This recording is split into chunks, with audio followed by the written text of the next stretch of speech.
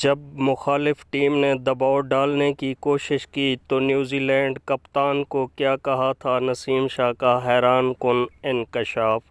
پاکستان کے star fast bowler اور New Zealand کے خلاف دوسرے ٹیسٹ میچ میں آخری وکٹ پر میچ ڈرا کرنے والے نسیم شاہ کا کہنا ہے کہ جب ہم ہدف سے 25 رنز دور تھے اور نیوزی لینڈ نے تمام کے تمام فیلڈر میرے قریب کر دیے تھے تو حریف کپتان کو کہا تھا کہ یہی فیلڈنگ رکھیں، میں اگلے اوور میں ہدف حاصل کر لوں گا۔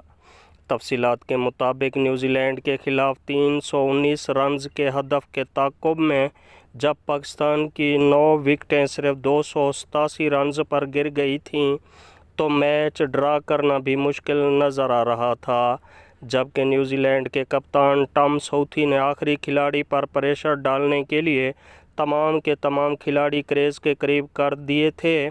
ایسے میں نسیم شاہ نے فاسٹ بولر کو ایک چھکا اور ایک چوکا لگا کر پاکستان کی جیت کی امیدیں بحال کیں، لیکن صرف ہدف سے 15 رنز کی دوری پر 304 رنز پر امپائر نے کم روشنی کی وجہ سے ڈرا کر دیا تھا۔ میچ کے بعد نجی ٹی وی چینل سے گفتگو کر نسیم شاہ کا کہنا تھا کہ یہ بالکل بچپن کے کھیل جیسا تھا جب انہوں نے تمام فیلڈرز کریز پر کھڑے کر دیے تھے تو نیوزی لینڈ کے کپتان کو کہا تھا کہ ایسی ہی فیلڈ رکھیں، میں اگلے اوور میں ہدف حاصل کر لوں گا، تو انہوں نے فیلڈ پھر پیچھے ہٹائی تھی۔